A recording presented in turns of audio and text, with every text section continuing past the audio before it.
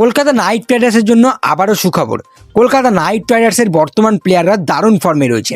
এখানে সুখবরের সঙ্গে একটা দুঃখের খবরও রয়েছে। তো সুখবরটা তোমাদের আগে দেব, দুঃখের খবরটা একদম শেষের দিকে দেব। তাই মনোযোগ দিয়ে ভিডিওটা মন দিয়ে দেখতে থাকো সম্পূর্ণটা। তার কারণ সম্পূর্ণ ভিডিও শেষেই কিন্তু তোমরা দুঃখের খবরটা জানতে পারবে। এখন তোমাদের আমি সুখবরটা আগে বলি। তো বিজয় হাজারে ট্রফির ম্যাচ চলছে, তোমরা জানোই। বিজয় হাজারে ট্রফির একটা ম্যাচ, যেখানে আজকে উত্তরপ্রদেশের সঙ্গে চণ্ডীগড়ে একটা ম্যাচ ছিল। উত্তরপ্রদেশের হয়ে ক্যাপ্টেন রিঙ্কু সিংয়ের ব্যাট থেকে আজও ঝড় উঠল। রিঙ্কু সিং আজকে একটা দারুণ সেঞ্চুরি উপহার দিল ভারতীয় ক্রিকেট ফ্যান্সদের। ইভেন ভারতীয় ক্রিকেট ফ্যান্স সহ কলকাতা নাইট রাইডার্স ফ্যান্সদের জন্য একটা ভালো খবর যে রিঙ্কু সিং কিন্তু ফর্মে চলে এসেছে।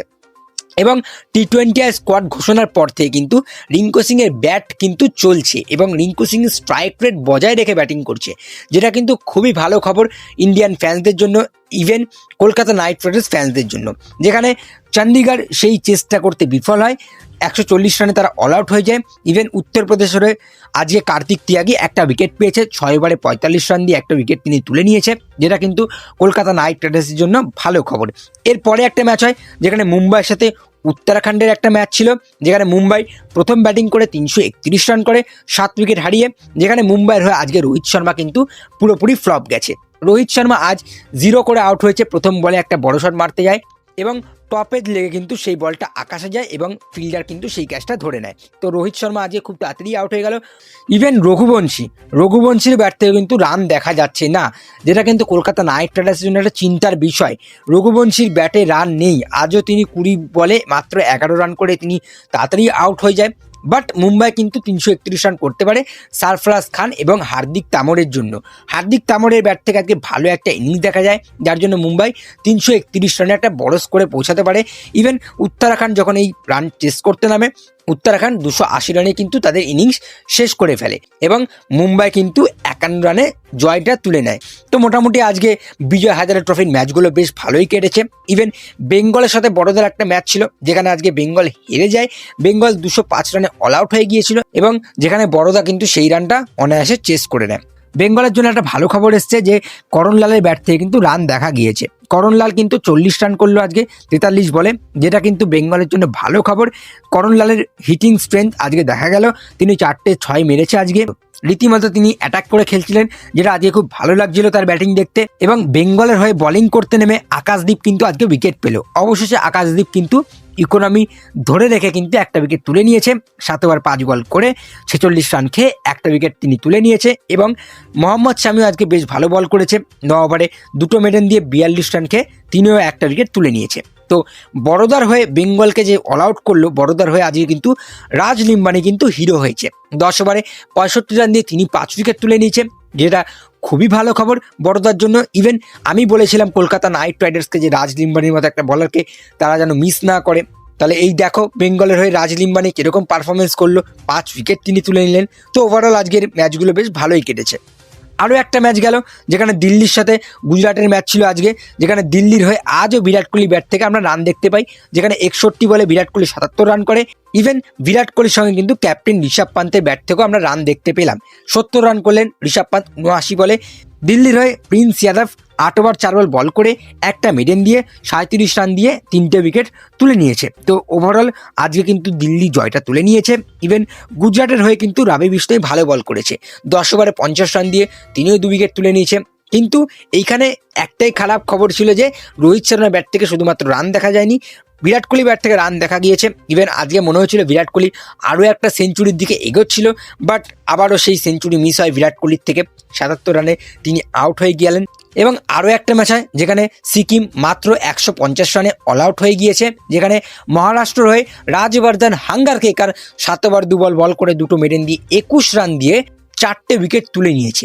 রীতিমতো ভালো বল করেছে আজকে রাজবর্ধন হাঙ্গারকেকার। এবং মহারাষ্ট্রের হয়ে ব্যাট করতে নেমে পৃথ্বী শাও 51 রান করেছে 47 বলে। অবশেষে পৃথ্বী শাওর ব্যাট থেকে আমরা রান দেখতে পেলাম। ইভেন মহারাষ্ট্রের ক্যাপ্টেন ঋতুরাজ গায়কোয়াড়ের ব্যাট থেকেও একটা বিধ্বংসী ইনিংস আমরা দেখতে পাই।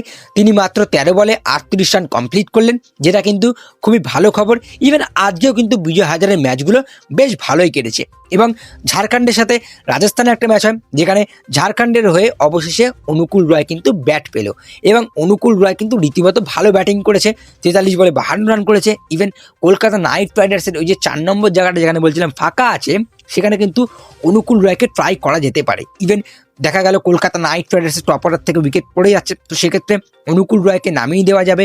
ইভেন আমরা দেখতে পাচ্ছি কলকাতার কিন্তু মাঝখানে বাহাতি ব্যাটসম্যানের অভাব রয়েছে, তো সেক্ষেত্রে সেটাও করা যেতে পারে, অনুকূল রয়কে ব্যাট দেওয়া যেতে পারে। অনুকূল রয় ফর্মে এসছেন ব্যাটে, ইভেন তিনি কিন্তু উইকেট পাচ্ছে না, অনুকূল রয় কিন্তু উইকেট পাচ্ছে না, কিন্তু ইকোনমি ধরে বল করছে, যেটা কিন্তু কলকাতার জন্য খুবই ভালো খবর। ইভেন ঝাড়খণ্ডের হয়ে শুভম সিং 10 ওভার বল করেছে এবং 6টা উইকেট তুলে নিয়েছে। আজকে 10 ওভারে 50 রান দিয়ে 6টা উইকেট তুলে নিয়েছে এবং রাজস্থানকে ঝাড়খণ্ড 228 রানে অল আউট করে দিয়েছে এবং ঝাড়খণ্ড কিন্তু তাদের 2টো ম্যাচ জিতে নিল। তো ওভারঅল আজকের বিজয় হাজারে ট্রফির ম্যাচগুলো ভালো ছিল, কিন্তু এবারে তোমরা ভাবছো যে এখানে দুঃখের খবরটা কি আছে। দেখো ভাই, দুঃখের খবরটা হচ্ছে মুম্বাইয়ের সাথে যে উত্তরাখণ্ডের যে ম্যাচটা ছিল, সেখানে কিন্তু ভুলবশত রঘুবংশী কিন্তু বাজেভাবে চোট পায় এবং রঘুবংশীকে সরাসরি তাড়াতাড়ি হাসপাতালে পাঠিয়ে দেওয়া হয়। ইভেন তার চোটটা খুবই গুরুতর ছিল, তাকে স্ট্রেচারে করে নিয়ে যাওয়া হয়, যেটা কিন্তু খুবই চিন্তার বিষয় কলকাতা নাইট রাইডার্সের জন্য। তার কারণ এইরকম একটা ব্যাটসম্যান, কলকাতা নাইট রাইডার্সের কোর ব্যাটসম্যানের যে মিডল অর্ডার ব্যাটসম্যান ছিল রঘুবংশী, যাকে 3 নম্বর 4 নম্বর যেখানে খুশি খেলানো যেতে পারতো, তিনি কিন্তু চোট পেয়েছেন। ইভেন তার ফর্মটাও বেশ বাজে চলছে, তো সেক্ষেত্রে কলকাতার জন্য খুবই ভাবার বিষয় রয়েছে যে এখানে কাকে ছেড়ে কাকে খেলাবে। তারা চাইলে অনুকূল রয়কে 4-এ পাঠিয়ে দিতে পারে, আমি যেটা বলছিলাম একটা এক্সট্রা বাহাতি পাবে তারা মিডলে, 4 নম্বরে অনুকূলকে দিয়ে রঘুবংশীকে 3 নম্বরে খেলিয়ে দিতে পারে। ইভেন রঘুবংশী যদি না থাকে তখন কাকে খেলাবে সেটা একটা চিন্তার বিষয়। তো ওভারঅল আজকে বিজয় হাজারে ট্রফির ম্যাচগুলো ভালো ছিল, কলকাতা নাইট রাইডার্সের প্লেয়াররা ভালো করেছে, যেমন রিঙ্কু সিংয়ের ব্যাট থেকে আজকে সেঞ্চুরি দেখা গেল, দারুণ ব্যাটিং করেছে।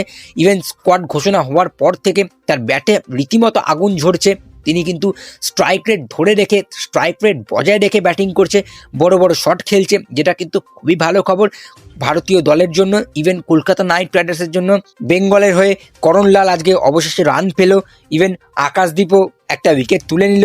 দিল্লির হয়ে বিরাট কোহলির ব্যাট থেকে আমরা রান দেখতে পেলাম, ঋষভ পান্ত ফর্মে আসলো, রাবি বিষ্ণুই 2টো উইকেট তুলে নিল, প্রিন্স যাদব 3টে উইকেট তুলে নিয়েছে। ইভেন ঋতুরাজ গায়কোয়াড়ের ব্যাট থেকে একটু বিধ্বংসী ইনিংস দেখা গেল, পৃথ্বী সহ অবশেষে রান পেল, 51 রান করলো 47 বলে এবং ঝাড়খণ্ডের হয়ে অনুকূল রয়ের ব্যাট থেকে রান দেখা গেল। তো মোটামুটি ভালোই ছিল, ভালোই কাটলো আজকে বিজয় হাজারে ট্রফির ম্যাচগুলো। কিন্তু ওই যে একটাই দুঃখের খবর ছিল, সেটা হচ্ছে রঘুবংশীর চোটটা।